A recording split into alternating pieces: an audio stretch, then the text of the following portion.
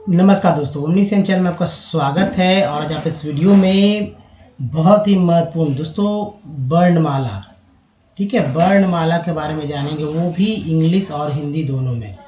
तो देखिए वर्णमाला जिसे अंग्रेजी में अल्फ़ाबेट बोलते हैं, अल्फ़ाबेट। तो ये ऐसा है दोस्तों कि अगर आप इसे जानते हैं तो कहीं ना कहीं आपको कुछ भी किसी का नाम अगर लिखते हैं, किसी जगह का पता, यानी कि हिंदी से अंग्रेजी करने में आपको बहुत ही सहूलियत हो जाएगी और कुछ भी आप लिख पाएंगे।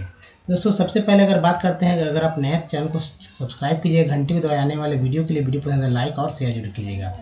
देखिए जो इम्पोर्टेंट बात है वो मैं आपको बताता हूँ। दोस्तों मान लीजिए किसी का नाम है राम, ठीक है, बहुत सिंपल तरीके से लेते हैं राम, और ये इसका इंग्लिश मुझे नहीं लिखने आता, ठीक है, अगर आप जानते हैं तो। तो सबसे इम्पोर्टेंट क्या है इसमें, ये देखिए, तो सबसे इम्पोर्टेंट है ये र, ठीक है, उसके बाद ये म इम्पोर्टेंट है और ये मात्रा इम्पोर्टेंट। तीन चीज़ अगर आप ये जानते हैं तो नाम लिख सकते हैं। तो सबसे जरूरी जो बात है एक बार समझ लीजिए कि जो वर्णमाला है, वर्णमाला जिसे अल्फ़ाबेट मैं बता रहा हूँ, इंग्लिश में अल्फ़ाबेट बोलते हैं। वर्णमाला को दो हिस्सों में बांटते हैं, एक तो होता है दोस्तों स्वर और दूसरा होता है व्यंजन, ठीक है, व्यंजन।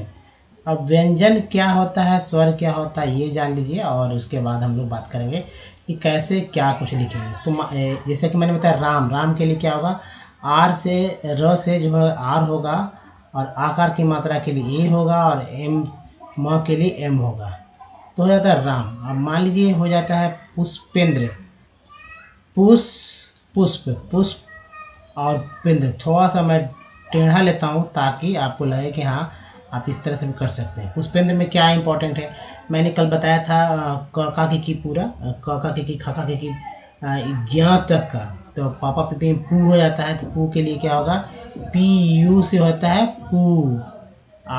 ये आधा जो मूर्धन्य श है ये आधा है, इसलिए एस एच होगा, इसमें ए नहीं लगेगा। पुष पे के लिए होता है पी ई पे, और आधा न के लिए एन लगेगा, इसमें ए नहीं लगेगा क्योंकि जब भी आधा कोई अक्षर होता है उसमें ए नहीं लगता। द्र में देखिए डी आर लिख देंगे और बगल में ए लिख देंगे क्योंकि डी आर है, तो ये हो गया पुष्पेंद्र। तो इस तरह से जो हम लोग लिखना सीख सकते हैं बहुत ही ईजिली। तो एक इम्पॉर्टेंट बात जो आप जान चुके हैं अभी तक कि वर्णमाला जो इसके दो हिस्से होते हैं, स्वर और व्यंजन। स्वर क्या होता है इंग्लिश में, तो स्वर आप जानते ही हैं कि 5 होते हैं, और व्यंजन जिसे स्वर को इंग्लिश में क्या बोलते हैं, वॉवेल बोलते हैं, ठीक है, वॉवेल, वॉवेल बोलते हैं, अंग्रेजी में कॉन्सोनेंट बोलते हैं, कॉन्सोनेंट। तो इंग्लिश में ये 21 होता है और ये 5, टोटल मिलकर 26 हो जाता है, जिसे हम लोग अल्फ़ाबेट बोलते हैं। अल्फ़ाबेट, अल्फ़ाबेट क्या होता है, ABCD ए से लेकर जेड तक को अल्फ़ाबेट बोलते हैं, जिसमें से 5 जो है वो वॉवेल है, बाकी 21 कॉन्सोनेंट व्यंजन। लेकिन यहाँ पर मैं बात कर रहा हूँ दोस्तों हिंदी में कौन कौन से होते हैं स्वर और व्यंजन कौन कौन से होते हैं। देखते हैं, पहले स्वर पे बात करेंगे, स्वर कौन कौन से होते हैं ये जान लीजिए। ये 5 की बात नहीं की जा रही है, लेकिन 5 उसी में समाहित है, आपको दिख जाएगा। तो ये देखिए वॉवेल है, तो वॉवेल यानी कि स्वर। आप स्वर को समझे हिंदी में, वर्णमाला के जो पहला हिस्सा स्वर है, स्वर में कौन कौन से होते हैं, उसके साथ वॉवेल का भी इस्तेमाल आप समझ सकते हैं। देखिए ये है पहले पढ़ना भी सीख लेते हैं जिनको नहीं पढ़ने आता है।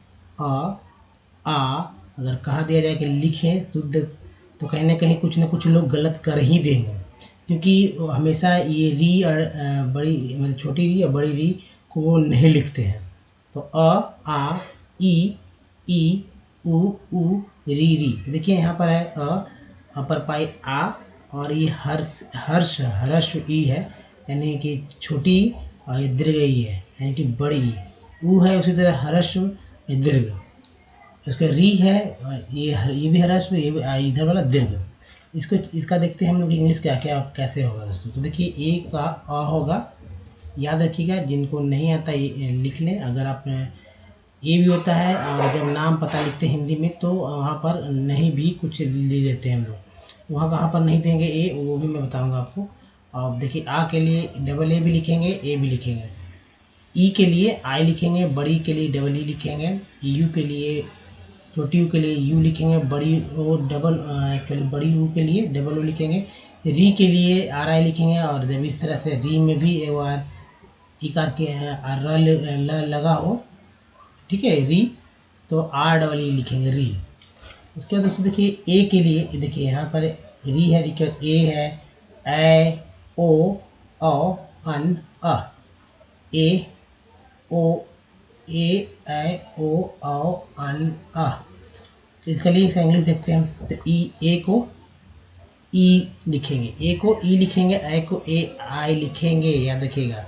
ओ को ओ लिखते हैं, औ को ए यू लिखते हैं, और अन को ए एन लिखते हैं, कभी कभी अन को अम भी पढ़ते हैं तो ए एम लिखेंगे। अ के लिए ए एच लिखते हैं। इसे बहुत ही अच्छी तरह से याद कर लीजिए। अब एक और बात सिखाते हैं दोस्तों कि इसके मात्रा के अनुसार पकड़े। मान लीजिए कि सब जगह तो मान ऐसे राम अगर लिखते हैं यहाँ पर राम, तो ये वाला आ है यहाँ पर, लेकिन आ तो नहीं है। अब ऐसा तो नहीं लिख रहे हैं र प्लस आ अमर राम, ऐसा नहीं लिख रहे हम लोग। आप देख रहे होंगे सीधा ये मात्रा यहाँ दे रहे हैं, यानी कि इसका चिन्ह जो होता है आकार की वो दे रहे हैं। तो उसे भी देखते हैं। जैसे मैंने जो अ ये उसको हटा दिया है, अभी आप समझे। यहाँ पर अ था ना, तो अ के लिए कोई जगह नहीं था, यहाँ कुछ मैंने लिखा है। यहाँ पर देखिए आ गया ना। यहाँ पर ई की जगह मैंने मात्रा लिख दिया है, बड़ी ई की जगह मात्रा लिख दिया है, ओ की जगह मात्रा, ओ की जगह मात्रा, री की जगह मात्रा लिख दिया। अभी इंग्लिश में देख लीजिए, इंग्लिश में कहीं कोई बदलाव नहीं हुआ। यहाँ ए है, आ के लिए डबल ए, छोटी के लिए आई, बड़ी के लिए ई डबल ई, यू के लिए यू के लिए यू, बड़ी यू के लिए डबल ओ, और री के लिए आर आई, और बड़ी री के लिए आर डबल ई री। उसके बाद देखिए ए के लिए ए है, ऐसा मात्रा है, क्या है ये मात्राएं हैं, याद रखिएगा मात्राएं, हिंदी में मात्राएं होता क्या है, यही सब जो है शब्दों के आगे पीछे लगकर एक नया शब्द बनता है। तो ओ है, औ है, अन है, आ। इसका इंग्लिश देख लेते हैं। तो ए के लिए ई, आई के लिए ए आई, ओ के लिए ओ के लिए ए यू, अन के लिए ए एन, और अम के लिए ए एम, और अ के लिए ए। अब जैसे मान लीजिए मैंने लिखा था ना पुष्पेंद्र, तो पुष्पेंद्र लिखते हैं, पुष्पेंद्र,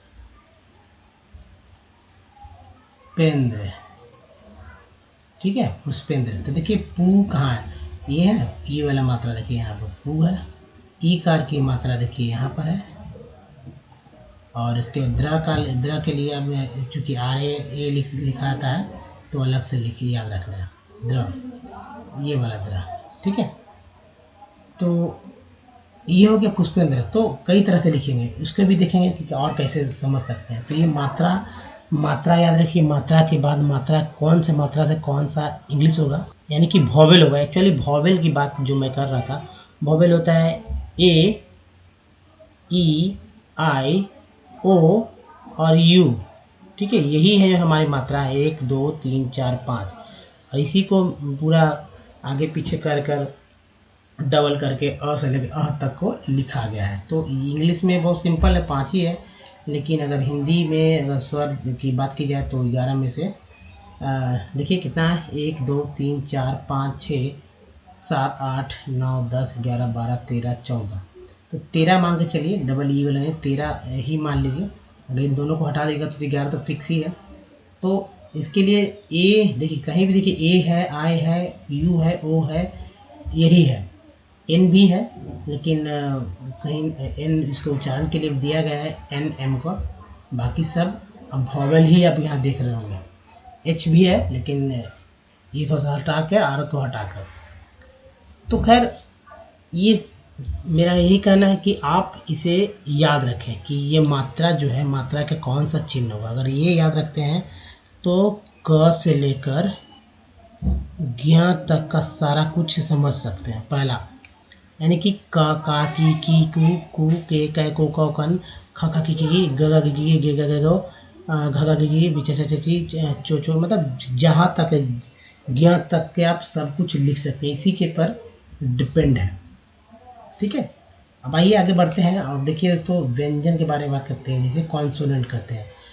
व्यंजन जो है अगर बात की जाए इंग्लिश में, अल्फ़ाबेट में ए टू जेड में तो कौन कौन सा होता है देखिए, तो होता है दोस्तों बी होता है, सी होता है, डी होता है, एफ होता है, आई नहीं होता, जे होता है, के होता है, एल होता है, एम होता है, एन होता है, पी होता है, क्यू होता है, आर होता है, एस होता है, टी होता है, वी होता है, डब्ल्यू होता है, एक्स होता है और वाई होता है और जेड होता है। कितना हुआ?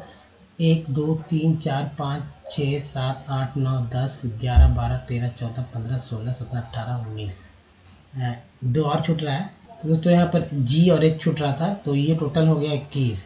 तो एक्चुअली यही होते हैं कॉन्सोनेंट इंग्लिश में, ठीक है। लेकिन जब हिंदी की बात की जाए तो व्यंजन किसे कहते हैं, तो क से लेकर ज्ञ तक जो सिंपल रहते हैं वो व्यंजन होते हैं। यहाँ सिर्फ इसी के बारे में बात हो रही है, ये वाला बात मैं नहीं कर रहा हूँ यहाँ पर, ठीक है, क्योंकि इसके थ्रू ही हम लोग हिंदी टू इंग्लिश लिखना सीखना चाहते हैं। चलिए अब देखिए, तो दोस्तों तो ये है क ख ग घ अंग, तो सब में क्या करेंगे, हलंत लगा देंगे तो ये व्यंजन हो जाएगा। क्या हो जाएगा? व्यंजन हो जाएगा। देखिए इसमें हलंत लगा देने से ये सारे अक्षर जो है पूर्ण रूप जो है स्वर जो है एक्चुअली जो अक्षर है वो व्यंजन बन जाएंगे। इसका इंग्लिश भी देख सकते हैं, के से ख, जी से ग, जे से घ, एन जी से अंग, सी से च, सी डबल से छ, जे से ज, जे से झ और जेड से भी जब मुस्लिम लोग लिखते हैं तो ज़्यादा झ के लिए या जे के लिए भी ज का इस्तेमाल करते हैं। फिर वाई एन से या, उसके देखिए ट ठ ड ढ ण त थ द ध न, ये हो जाएगा व्यंजन हमारा हो जाएगा, हलंत लगाने से ये व्यंजन बन जाता है। अब देखिए इसका इंग्लिश क्या होगा, तो ट ठ ड, टी से ट, टी से ठ, डी से ड, डी से ढ, एन से न। अब देखिए त इस ट ठ द न और त थ द न में कोई इंग्लिश में कोई बदलाव नहीं आता। तो देखिए टी से त, टी से थ, डी से द, डी से ध, एन से न, एकदम सेम इंग्लिश है, देख रहे हैं एकदम सेम इंग्लिश में कोई परिवर्तन नहीं। चलिए अब इसके बाद देखिए पी से प, फ, ब, भ, म, य, र, ल, व, तो जितना में अगर हलंत है या हलंत लगा हुआ है समझ लीजिए कि वो व्यंजन है।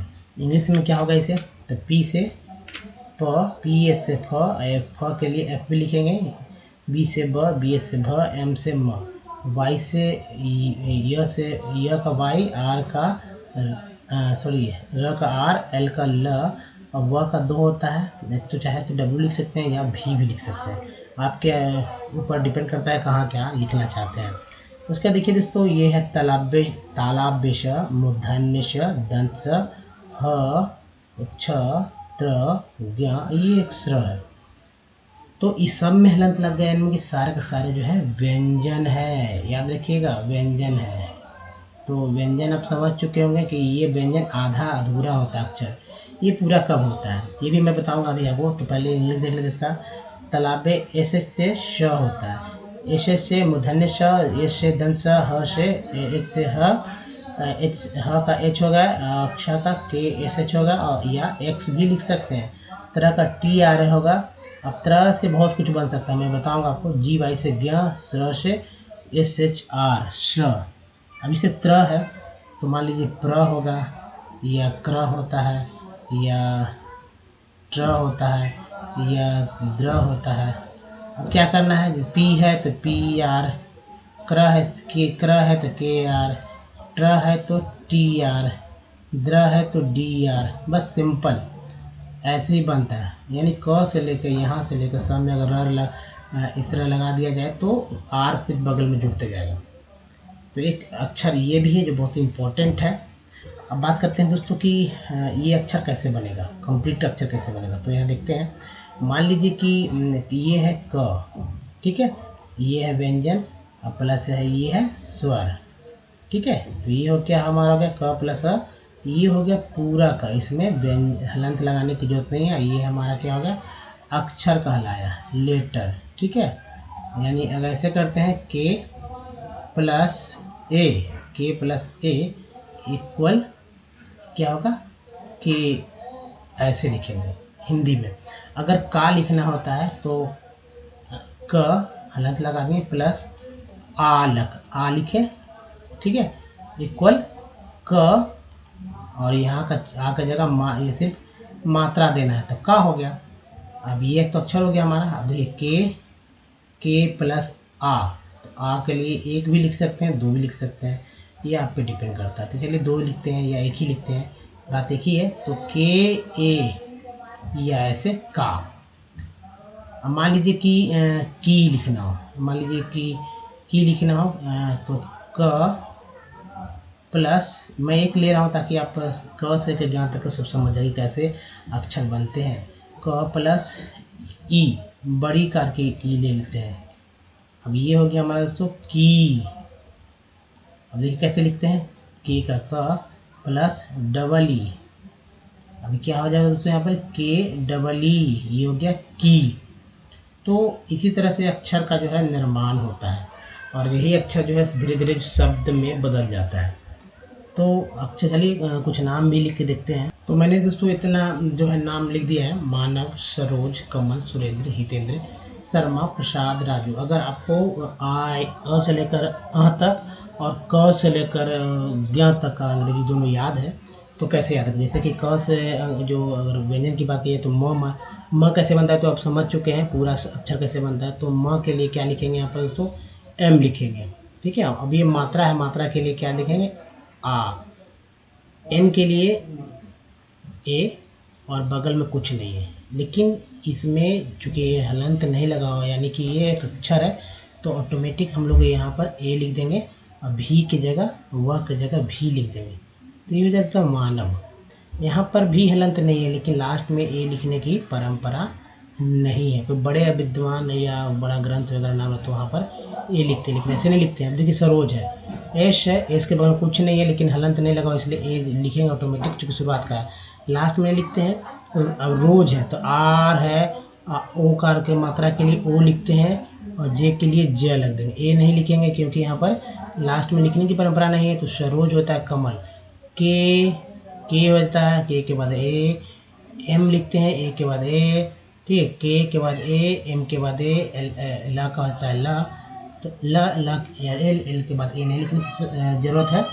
अब देखिए सुरेंद्र है, ये देखिए सुरेंद्र, तो ये सुरेंद्र है। तो मान लीजिए एस स का ये वाला स होता है ना, एस, यू का मात्रा है इसलिए यू लगा हुआ है, आर का आर, और ए की मात्रा के लिए ई, एन का है जो एन के लिए एन, यहाँ पर आधा ही है इसलिए ए नहीं लगाएंगे। अदरा के लिए डी, आर और ए ऑटोमेटिक दे देंगे लास्ट में। तो ये सुरेंद्र रहता है। अब देखिए हितेंद्र, एच और छोटी कार की मात्रा इसलिए आई लिखते हैं, बड़ी भी रहता तो भी आई लिखते हैं। ये अपने आपकी इच्छा पे डिपेंड करता है कि कहाँ पर आई लिखना है, कहाँ पर हो। तो लोग समय बचाने के लिए जो क्या होता है कि बड़ी मात्रा छोटी मात्रा को एक ही मतलब छोटी ही लिखते हैं हमेशा। तो ये एच आई हो गया, ते के लिए टी से त, और ए की मात्रा के लिए ई, एन के लिए अधना के लिए एन, आद्रा के लिए डी आर, ए लगा देंगे हितेंद्र।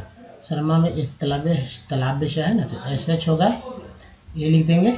यहाँ ये देखिए र है जो यहाँ पर आ जाएगा, एस एच ए के बाद र, और एम के बाद एम और ए हो गया क्योंकि आकार के मत दिया हुआ शर्मा।